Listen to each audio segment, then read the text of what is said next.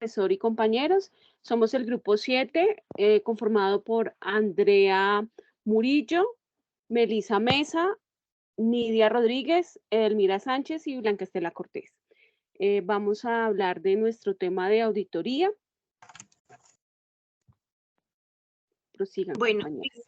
el origen de este tema se da como proceso de obtener y evaluar objetivamente un periodo determinado, evidenciando información financiera, estructurando el control interno financiero, el cumplimiento de las leyes y las regulaciones pertinentes y la conducción ordenada en el logro de las metas y los objetivos propuestos. Tener claro las normas que nos rigen y aplicar todos los procedimientos que correspondan al momento de realizar una auditoría, llegar a concluir y asegurar la información, los usuarios que participan y todo esto por medio de la emisión de informes que contengan la información veraz, eficaz y real. Es para que los directivos de las organizaciones puedan tomar decisiones adecuadas y oportunas. Descubrimos, pues en esta investigación, que inicialmente la auditoría se tomaba como un proceso solo de escucha y emitía conceptos de toma que se tomaban para las decisiones, pero pues a medida del paso del tiempo los conceptos han evolucionado, tanto así que se puede realizar un proceso, que al realizar un proceso de auditoría se debe incluir la revisión completa de la información que hay en cada empresa, como los procedimientos o lo estipulado en esta empresa, para permitirnos asegurar que todos los informes que se emiten en esta auditoría sean pues los correctos.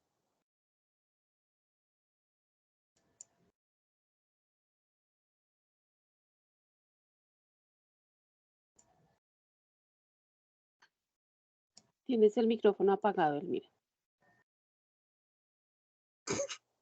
Auditoría viene del verbo latino audir, significa esto, oír, que a su vez tiene su origen en los primeros auditores que ejercían su función juzgando la verdad o falsedad de lo que les era sometido a verificación.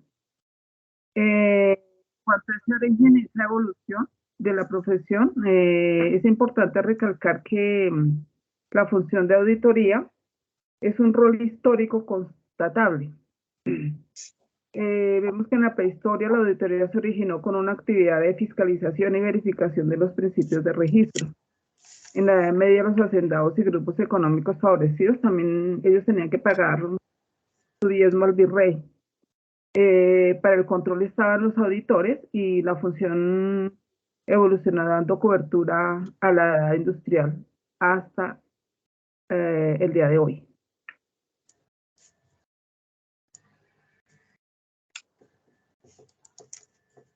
Bueno, eso significa que efectivamente desde esa época es que tenemos el proceso de auditoría, ¿no? Y ha venido evolucionando. De acuerdo a lo que dice la Escuela Latina, el significado de análisis lexicográfico del término español permite obtener conclusiones importantes como son: no existe una clase única de auditoría. Se utiliza, si su utilidad se refiere a otro fin superior, esto es, no constituye un fin en sí misma.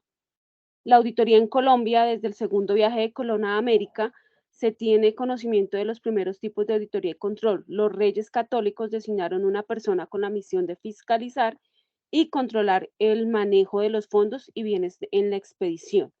En el siglo XVI en Colombia se formó la Real Audiencia en Santa Fe de Bogotá, cuyo objetivo era controlar los territorios y mejorar la administración de los mismos. Su principal función consistía en unificar las rentas y derechos de la corona, hacer los juicios a empleados que desempeñaban funciones fiscales y asegurar el flujo normal de los recaudos para la corona. Entonces, como nos damos cuenta, viene desde mucho tiempo atrás que se viene realizando el proceso de auditoría, fiscalización y todo este tema para tener un control de todos los registros y de que toda la información sea correcta. Bueno, viene acá otro tipo de origen, que es el de la escuela anglosajona, hace referencia a que observaban la auditoría como una práctica ilimitada. Los contadores públicos certificados de manera independiente ejercían la auditoría de los estados financieros. La auditoría anglosajona se basa en 3 teorías fundamentales, las cuales son teoría de la agencia, hace referencia a la supervisión y al monitoreo.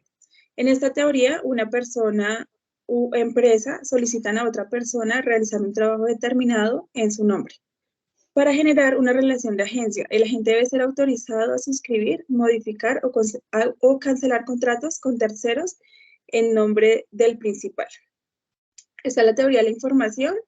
Esa teoría genera un puente enlazando las finanzas, economía y contabilidad. El argumento principal es que los inversionistas demandan los estados financieros auditados para tomar una decisión correcta de inversión. Y existe la teoría de seguros, permite a los administradores tomar la decisión de escoger, tener o no una auditoría relacionada con la exposición que tiene frente a sus obligaciones. Bueno, o sea, estas teorías han venido, esta auditoría ha venido evolucionando y ha hecho que exista el aseguramiento de la información. ¿Qué se entiende por esto? Se entiende que es una rama de la contaduría que busca mejorar la calidad de información que nos permita reducir un riesgo en la empresa o en la organización donde nosotros estemos laborando.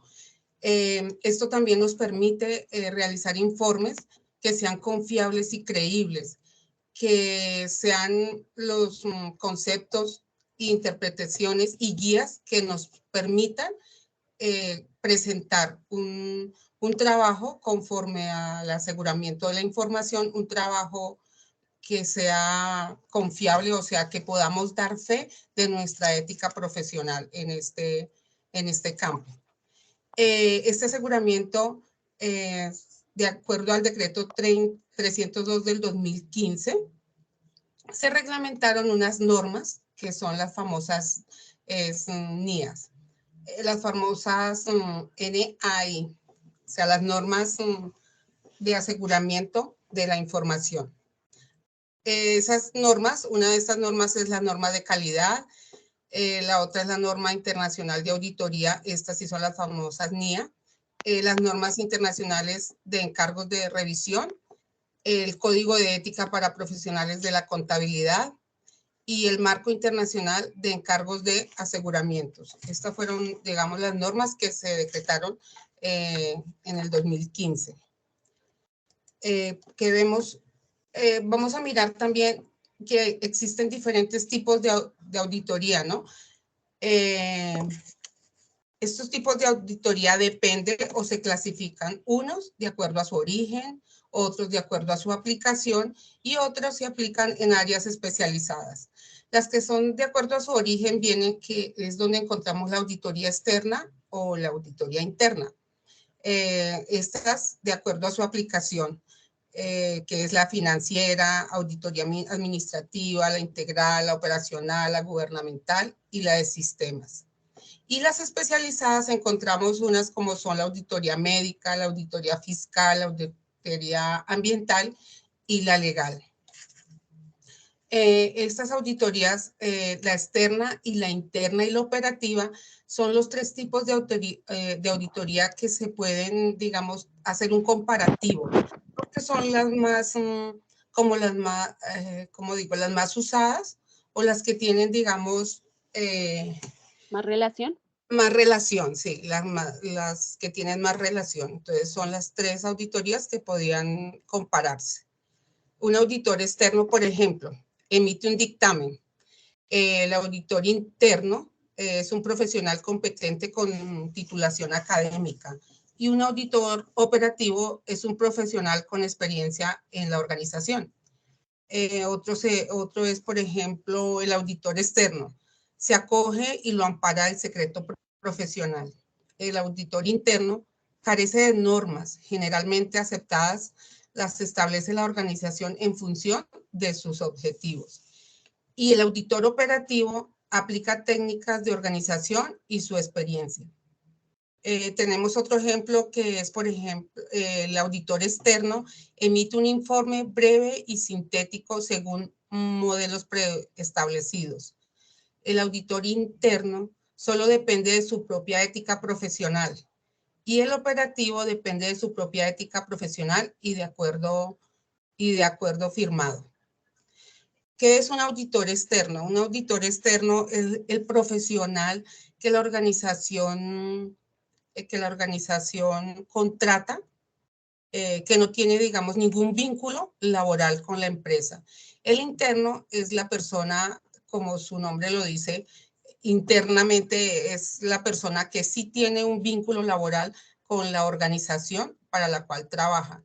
Y el auditor operativo es una persona que, pues, una persona con cualquier profesión que solamente tenga una experiencia y permita realizar, digamos, estas auditorías operativas que de alguna forma necesita la organización para cumplir algún objetivo dentro de la misma. Es por esto que normalmente las empresas contratan auditores externos, porque entre el interno y el operativo, pues obviamente puede haber alguna falta de ética profesional, ¿no? Entonces es por eso que contratan como ese auditor externo para que revise lo que estos dos auditores que están dentro de la organización han realizado.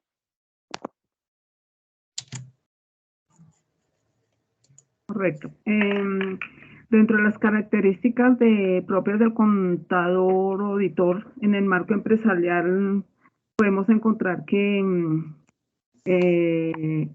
está orientado en gestionar todos los sistemas contables, salvaguardar la empresa en base a sus herramientas operacionales de registro, es responsable en el desarrollo de sus actividades con los estándares más altos de desempeño, actuar de manera flexible, social, atenta y con una mentalidad muy analítica al investigar el estado de salud de la empresa.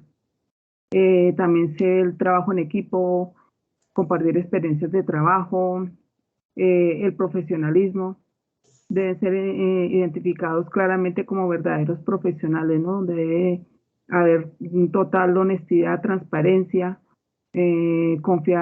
confidencialidad. También está el de análisis detallado y también transmitir una comunicación clara para los beneficiarios. Después de desarrollar, bueno, primero de investigar y luego desarrollar esta actividad, llegamos a la conclusión de que la profesión en la que nos estamos formando como contadores públicos nos permite desarrollar capacidades y habilidades de adaptación a los cambios, dándonos a conocer que un buen análisis y un buen entendimiento de datos para poder brindar una asesoría correcta es muy importante en una organización para la toma de decisiones que nos permite llevar como a cabo el objetivo de esta organización. También desarrollamos un pensamiento crítico que nos conlleva a tener la capacidad para solucionar los problemas que se enfrentan aquí en el día a día en Colombia. Para resumir lo que hemos expuesto, entonces la auditoría es un examen crítico que se realiza con el fin de evaluar la eficacia y la eficiencia de una sección, un organismo, una entidad, y se origina como una necesidad social generada por el desarrollo económico, la complejidad industrial y la globalización de la economía.